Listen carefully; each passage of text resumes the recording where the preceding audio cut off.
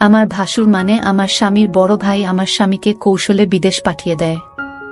আর আমার স্বামী তার বড় ভাইয়ের কথা কিছুতেই অমান্য করেনি, তাই সে বিদেশ চলে গেল। তারপর বাড়িতে আমি আর ভাসুর থাকি। একদিন রাতে ভাসুর বলল, আমার পায়ে খুব ব্যথা করছে, আমায় একটু মেসেজ করে দিবে। ভাসুরের এটা ছিল মিথ্যা অভিনয়। আমি ভাসুরের চিৎকার শুনে আমি তার পায়ে মেসেজ করতে গেলাম। তারপর ভাসুর দরজা লক করে দিল। তারপর আমার সাথে যা ঘটেছিল তা শুনলে তোমাদের মাথা গরম হয়ে যাবে। তাহলে গল্পটা বলি। আমি ঢাকায় স্বামী শাশুড়ি ভাসুরের সাথে থাকি। আমার স্বামী আর ভাসুর ব্যবসা করে। শাশুড়ি প্রায় অস্ট্রেলিয়ায় থাকতে যান ওনার বড় মেয়ের কাছে। এখন মূল সমস্যাটা বলি। আমার স্বামী আমাকে নিজে পছন্দ করে বিয়ে করতে চেয়েছিল, কিন্তু আমাদের পরিবারের সাথে তাদের আর্থিক অবস্থা মেলে না। আমরা মধ্যবিত্ত, তারা ধনী, বলে কেউ রাজি ছিল না। তখন আমার ভাসুর সবাইকে রাজি করান, তবে আমার প্রতি তার অনুরোধ ছিল যেন উনার বাচ্চাকে আমি দেখাশোনা করি। ভাসুরের একজন মালয়েশিয়ান বউ ছিল, সে 1 বছরের বাচ্চাকে রেখে ডিভোর্স করে চলে যায়। বাচ্চাকেটাকে আমি দেখাশোনা করি। বাচ্চাটার বয়স 2 বছর এখন। যাই হোক, মূল ঘটনায় আসি এখন। একদিন দুপুরে বাসায় আমি আর বাচ্চাকে ছিলাম। বাচ্চাকে বিছানায় শুইয়ে আমি বাথরুমে গোসল করতে যাই। বাচ্চাকে যেহেতু রুমে একা, তাই ওকে দেখে রাখার জন্য বাথরুমের দরজা খোলা রাখি। ভাসুর তখন বাইরে আর শাশুড়ি অস্ট্রেলিয়ায়। বরের কাছে বাসার চাবি থাকে। এ সময় দরজায় শব্দ পাই, ভাবি বর এসেছে, কারণ চাবিটা ওর কাছেই ছিল। কিন্তু ভাসুরকে দেখি হঠাৎ আমার রুমে ঢুকে পড়তে। বাচ্চাকে তখন কিছুটা কাঁদা ছিল, তাই মনে হয় বাচ্চার শব্দে এসেছে। এসেই উনি বাথরুমে ঢুকে পড়ে। আমি অবাক হয়ে গেলাম। কেউ না বলে হঠাৎ এভাবে বাথরুমে ঢুকে পড়ে। আমি তাকে কিছুই বলতে পারিনি। ভাসুর তখন বলছিল, সরি, আমি জানি না তুমি বাথরুমে ছিলে। এই দিনের ঘটনার পর থেকেই ভাসুরের চোখে আমি একটা অন্যরকম দৃষ্টি দেখি। দৃষ্টিটা জানি কেমন, আমার মোটেও ভালো লাগে না। মনে হয় উনি আমার দিকে তাকিয়ে অনেক কিছু ভাবছেন। আমাকে উনি নাম ধরে ডাকতেন, কিন্তু এখন ডাকার ধরনটাও কেমন যেন হয়ে গেছে। এই ঘটনার পর থেকে প্রায় প্রতিদিনই দুপুরে উনি বাসায় চলে আসেন, অথচ আগে প্রয়োজন ছাড়া কখনো আসতেন না। এই সময় আমার বর থাকে প্রতিষ্ঠানের অফিসে। অফিসে কাজ না থাকলেও বরকে কোনো একটা কাজে লাগিয়ে উনি বাসায় থাকেন। শুধু বাসায় থাকলে সমস্যা ছিল না, কিন্তু বাচ্চার কাছে থাকার অজুহাতে উনি আমার ঘরেই পড়ে থাকেন আর অদ্ভুতভাবে তাকান। বাচ্চার জন্য আমিও বেশি দূরে সরতে পারি না। বাচ্চাটা কিছুক্ষণ পর পর আমাকে ডাকে। এ অবস্থা প্রায় 2-2.5 মাস ধরে চলছে। হঠাৎ আমার ভাসুর বলল, আমার স্বামীকে বিদেশ পাঠাবে, ভালো একটা বিষয় আছে, তাই বেতনও অনেক ভালো। আর তাই আমার স্বামীও না করেনি। উনি মনে হয় আমার কাছে কিছু একটা চাচ্ছেন, না হলে আমার স্বামীকে বিদেশ পাঠালো কেন? তবে তার চাওয়াটা যে কি সেটা আমি বুঝতে পারছি না। আবার ভাবি আমার ধারণা ভুল, কারণ উনি খুবই ভালো একজন মানুষ, খুব খেয়াল রাখেন আমাদের। তাই দ্বিধাটা রয়েই গেছে। আমি কি করলে উনার সাথে সম্পর্কটা আবার আগের মতো হবে?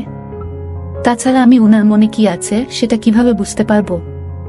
আমার বরকে কি ঘটনা জানাব, নাকি অপেক্ষা করব আরো? আমি ভাবলাম না, বরকে এখন কিছু জানানোর দরকার নেই। আমি আরো কনফার্ম হয়ে তারপর জানানো উচিত আমি মনে করি। বাসুর আমার দিকে অন্যরকম দৃষ্টিতে চেয়ে থাকত। আমি মাঝে মাঝে বলেই উঠতাম, আপনি এভাবে কি দেখেন আমার দিকে তাকিয়ে? তখন উনি বলতো, আসলে কি বলবো, আমি খুব কষ্টে আছি। আমার কষ্টটা যদি তোমার কাছে বলি, তুমি হয়তো কি মনে করো তা আমি জানি না। তবে তুমি আমার বাচ্চাটাকে নিজের মনে করে লালন পালন করছো, এতে আমি অনেক খুশি। সত্যিকার অর্থে তুমি একজন ভালো ঘরের মেয়ে। কারণ এখনকার যুগের মেয়েরা তার নিজের সন্তানের প্রতি এতটা কেয়ার করে না, যতটা তুমি আমার বাচ্চাটাকে করছো। আমি তোমার এই ঋণ কোনোদিন শোধ করতে পারবো না। আমার বাচ্চাটা, মায়ের অভাবটা তুমি পূরণ করছো, এর চেয়ে বেশি কি হতে পারে?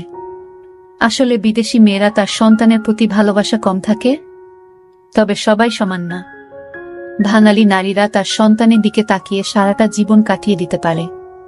বাঙালি নারীর কোনো তুলনা হয় না। তবে আমার ছোট ভাইয়ের বউ করে তোমাকে আনতে পেরে আমি নিজেকে ধন্য মনে করছি। আমার ভাসুর আমার এইসব প্রশংসা করছিল। আমি তার প্রশংসা শুনে অনেকটা থমকে গেলাম। বাবারে এত প্রশংসা। যাই হোক, ভাসুরকে একদিন দেখলাম খাওয়া দাওয়া ছেড়ে মনমরা হয়ে ঘরে শুয়ে আছে। এই বাড়িতে ভাসুরকে আমি দেখাশোনা ছাড়া আর কেউ নাই। দেখলাম ভাসুর আজ সারাদিন কিছু খায়নি। আমি ভাসুরকে বললাম, আপনার কি শরীর খারাপ? ভাসুর বলল, আমার মাথায় প্রচন্ড ব্যথা করছে সকাল থেকে, কি করব বুঝতেছি না। আমি ভাসুরকে বললাম, আমি কি মাথায় একটু মেসেজ করে দিব? মেসেজ করে দিলে হয়তো ব্যথাটা কিছুটা কমে যাবে। ভাসুর আমার মেসেজের কথা শুনে অনেকটা খুশি হলো। সে চেয়েছিল তার মাথায় মেসেজ করে দিই। আমি ভাসুরের মাথায় মেসেজ করছিলাম, এমন সময় সে বলল, দেখো তুমি মেসেজ শুরু করতেই আমার ব্যথাটা অনেকটা কমে গেছে। তোমার হাতে কি জাদু আছে নাকি? আমি তার কথা শুনে কিছুটা অবাক হলাম। আমি বললাম, মেসেজ করে দিলে এমনই ব্যথা কমে যায়। এখানে হাতের জাদু বলতে কিছু নেই। মেসেজ করলে ব্যথা কমে যাবে, এটাই স্বাভাবিক। ঠিক আছে, তোমাকে অনেক ধন্যবাদ মেসেজ করে দেওয়ার জন্য। আমার মাথা ব্যথা কমে গেছে। কিন্তু ভাসুরের মাথা ব্যথা ছিল না। মাথা ব্যথার অভিনয় করেছিল আমার সাথে। আমি এটা বুঝতে পারি আমি যখন তার রুম থেকে বের হই। তখন সে একা একা বলছিল, আমি ধীরে ধীরে আমার প্রতি ভালো মন মানসিকতা তৈরি করছি। সেটা আমি বুঝতে পারলাম। ভাসুর কেন আমার সাথে এমন মিথ্যা নাটক করছিল, তার উদ্দেশ্যটা কি ছিল তা আমার জানা খুব জরুরি ছিল। আমি বাড়িতে আছি, ভাসুরের সন্তান আর আমার ভাসুর। এরপর দিন আবার সেই অভিনয় শুরু করলো। সে আস্তে করে চিৎকার করছে আর বলতে লাগলো, আমার মাথাটা ব্যথা করছে, এখন কি করব? আমি তখন ভাসুরকে বললাম, ডাক্তারের কাছে যান, তাহলে সব ঠিক হয়ে যাবে। রোগ নিয়ে ঘরে বসে থাকলে কি আর চলবে, বা রোগ ভালো হবে? ভাসুর আমার কথাটা শুনে দেখলাম তার মুখটা অন্ধকার হয়ে গেল। আসলে কি তার মাথা ব্যথা করছে নাকি এসব অভিনয়? আমি তার হাব ভাব কিছুই বুঝতেছি না। আমি ভাসুরকে বললাম, চলুন আজ আপনাকে ডাক্তারের কাছে নিয়ে যাই। ভাসুর বলল, তুমি একটু মেসেজ করে দিলেই তো মাথা ব্যথাটা কমে যায়। তাহলে শুধু শুধু কষ্ট করে কেন ডাক্তারের কাছে যাওয়া লাগবে কেন? আমি ভাসুরের কথাটা শুনে কিছুটা অবাক হলাম। সে চায় আমি তার মাথায় মেসেজ করে দেই। আসলে সে কি চায় সেটা আমার জানতে হবে। ভাসুরের এমন অভিনয় আমার কাছে ভালো মনে হচ্ছে না। এর মধ্যে আমার বর আমার কাছে ফোন করলো, আমাকে জিজ্ঞেস করলো, কেমন আছো সালমা? আমি বলেছিলাম, তুমি খুব শীঘ্রই বাড়িতে আসলে অনেক ভালো হতো। এতদিন বিদেশ থাকার দরকার নাই, তুমি যত দ্রুত সম্ভব চলে আসো। আমার স্ত্রীর এমন কথা শুনে আমি কিছুটা থমকে যাই। আমার স্ত্রী তো কোনোদিন এমন কথা বলেনি। আজ সে এমনভাবে বলছে আমি যেন আজই দেশে চলে আসি। আমি সালমাকে জিজ্ঞেস করলাম, তোমার কোনো অসুবিধা হচ্ছে সালমা? সালমা বলল, না, তেমন কোনো সমস্যা হচ্ছে না। বড় ভাইজান তোমার খোঁজ খবর রাখে তো? আমি বললাম, ভালোই খোঁজ খবর রাখে। ঠিক আছে, এখন রাখি, পরে কথা হবে। ভাসুর আড়ালে থেকে আমার সমস্ত কথাগুলো শুনছিল। কথা শেষ হতেই ভাসুর চলে গেল তার রুমে। রাত হলো, ভাসুর আমায় ডাকছে, বলছে, সালমা, আজ আমার পায়ে অনেক ব্যথা করছে, বুঝলাম না আমার কি হয়েছে। দিন দিন রোগ বেড়ে চলেছে। তুমি কিছু মনে না করলে আমার পায়ে একটু মেসেজ করে দাও। সে ব্যথায় চিৎকার করছে আর বলছে আমার পায়ে অনেক ব্যথা করছে। আমি ভাসুরের চিৎকার শুনে তার পায়ে মেসেজ করতে শুরু করলাম। ভাসুর তখন ঘুমিয়ে পড়ল। ভাসুর ঘুমিয়ে রইল আর আমি তার পায়ে মালিশ করে দিচ্ছিলাম। কিন্তু ওইদিকে বাচ্চাটা কাঁদছিল। আমি ভাসুরকে বললাম, আপনি ঘুমিয়ে পড়েছেন, বাচ্চাটা কাঁদছে, আমি চলে যাই। তখন ভাসুর বলল, ঠিক আছে, বাচ্চাটাকে ঘুম পাড়িয়ে আবার এসো। ভাসুর আমার সাথে এমন করছে মনে হচ্ছে আমি এ বাড়ির চাকরানী। সারাক্ষণ তার সেবযত্ন আমার করতে হয়। আমি তো এই পরিবারের সমস্ত কাজ করতে করতে আমি অনেক ক্লান্ত। কিন্তু আমার কষ্ট কি আর কেউ বুঝে? পরের দিন আমি বলেছিলাম ভাসুরকে, আপনার মাথায় ব্যথা, পায়ে ব্যথা, আজ চলুন আপনার চিকিৎসা করাবো। আজ আমি আপনাকে ডাক্তারের কাছে নিয়ে যাব। আপনি না যেতে চাইলে আপনাকে জোর করে নিয়ে যাব। ভাসুর মনে হচ্ছে গলা শুকিয়ে গেল। কারণ ডাক্তারের কাছে গেলে হয়তো সত্যটা পাশ হয়ে যাবে, তার কোনো রোগ ধরা পড়বে না। তখন হয়তো আমার চোখে সে দোষী হয়ে যাবে। এটা ভেবেই ভাসুর ডাক্তারের কাছে যেতে চাইতো না। আমি সেটা ভালো করে বুঝতে পারতাম। আর তাই ভাসুরকে আজ আমি বললাম, আপনি যদি আজ ডাক্তারের কাছে না যান তাহলে আপনি এই বাড়িতে একা একা থাকতে হবে। আমি চলে যাব এই বাড়ি থেকে, আমার স্বামী ফিরে আসলে আবার এ বাড়িতে ফিরব, তার আগে না। ভাসুর আমার কথা শুনে থমকে গেল। তাহলে সালমা আমার মনের কথা কি বুঝে গেল নাকি? আমি বললাম, ঠিক আছে সালমা, চলো, আজ আমি ডাক্তারের কাছে যাব। তুমি যখন চাইছো, আমি কি আর না করতে পারি? এখানে তো আমার কোনো উপকার হবে না। আপনার রোগ ভালো হবে, আপনার ভালোর জন্যই তো ডাক্তারের কাছে নিয়ে যাওয়া। ভাসুরের মতলব ভালো ছিল না, এটা আমি সিউর হলাম তার কথায়। যাই হোক, ডাক্তারের কাছে গেলাম। ডাক্তার তার সমস্ত শরীর পরীক্ষা করলো। পরীক্ষার রিপোর্টের জন্য অপেক্ষা করতে লাগলাম। ভাসুর আজ অবশ্যই আমার কাছে ধরা পড়বে। ভাসুরের মুখখান দেখলাম শুকিয়ে গেছে। প্রায় 4 ঘন্টা পর রিপোর্ট আসলো। ডাক্তার রিপোর্ট দেখে বলল, আপনার কোনো সমস্যা নাই, আপনি তো ভালো আছেন, আপনার সমস্ত রিপোর্ট ভালো।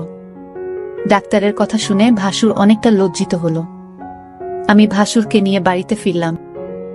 আমি ভাসুরকে জিজ্ঞেস করলাম, আপনার কোনো রোগ নেই, আপনি রোগের ভান করে কেন আমাকে কষ্ট দিলেন? আপনার উদ্দেশ্যটা কি বলবেন? ভাসুর বলল, আরে অনেক সময় রিপোর্টে সমস্যা ধরা পড়ে না, কিন্তু সালামা, বিশ্বাস করো, আমার সত্যি পায়ে এবং মাথা ব্যথা করছিল। পরের দিন রাতে ভাসুর আবার চিৎকার শুরু করলো, বলতে লাগলো, ব্যথায় মরে গেলাম, আমার খুব পায়ে ব্যথা করছে, শুনছো সালমা, তুমি আমার পায়ে একটু মেসেজ করে দাও। আমি তার চিৎকার শুনে কি আর করবে, মেসেজ করতে গেলাম, তার পায়ে মেসেজ করে দিলাম। ভাসুর তখন ঘুমের ভান করে শুয়েছিল। সালমা তার পায়ে মেসেজ করে দিচ্ছিল। ভাসুর বলল, ঠিক আছে, আমার ব্যথা একদম নিরাময় হয়ে গেছে, এখন তুমি যাও, ঘরে গিয়ে ঘুমিয়ে পড়ো। কিন্তু সালমা দেখি আমার কথা কিছুই শুনেছে না। সে আমার পায়ে ধরেই ঘুমিয়ে গেছে। মনে হচ্ছে সে অনেক ক্লান্ত হয়ে গেছে। আমি বিছানা থেকে উঠে বললাম, তুমি এখানে কিভাবে এলে, আর আমার রুমে কেন? এখানে তুমি কি করছো? ভাসুরের এসব কথা শুনে আমার মনে হলো, বাহ, আপনি তো ভালোই বলছেন। ভাসুর বলল, যাও, তোমার রুমে গিয়ে ঘুমাও। ভাসুরের আজকে বিষয়টা আমি কিছুই বুঝতে পারছিলাম না। রাত শেষে সকাল যখন এলো, একজন লোক ডাকতে লাগলো, সালমা ম্যাডাম বাড়িতে আছেন? আমি বললাম, আমি সালমা, বলুন কি বলবেন। লোকটি আমার হাতে একটি কাগজ দিয়ে বলল, এটা আপনার স্বামী বাহির থেকে পাঠিয়েছে। আমি কামটা খুলে যা দেখলাম, তা দেখে আমার মনে হচ্ছিল আকাশ বুঝি আমার মাথায় ভেঙে পড়ল। এটা ছিল ডিভোর্স লেটার। আমার স্বামী আমাকে বিদেশ থেকে ডিভোর্স দিয়ে দিয়েছে।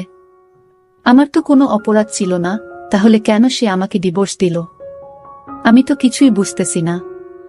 আমি অনেকটা ভেঙে পড়তে লাগলাম, আমার মাথায় কোনো কাজ করছিল না। আমি এটা মেনে নিতে পারছি না, কোনো কারণ ছাড়াই আমাকে ডিভোর্স দিল আমার স্বামী, এটা আমি কিভাবে মেনে নিব? কিন্তু হঠাৎ আমার ইমোতে আমার স্বামী একটা ভিডিও সেন্ড করে পাঠালো।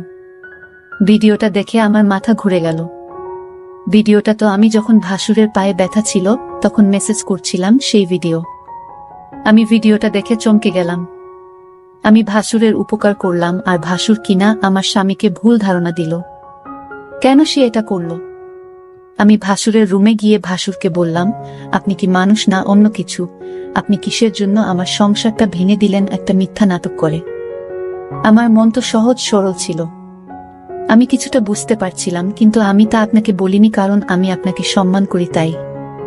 আর আপনি সম্মানের এই প্রতিদান দিলেন। ভাসুর তখন দরজা লক করে দিল। আমি বললাম, দরজা লক করলেন কেন? সে বলল, একটু পরে সবই বুঝতে পারবে। ভাসুর তখন আমার পায়ে এসে পড়ল আর বলল, তুমি আমায় ক্ষমা করে দাও। আমি যা করেছি আমার সন্তানের জন্য করেছি। আমি চেয়েছি তুমি আমার সন্তানের জন্মই হও। আমার সন্তানকে তুমি যেভাবে লালন পালন করছো, এতে আমি অনেক খুশি। আমি চাই তুমি আমার হয়ে সারা জীবন থাকো।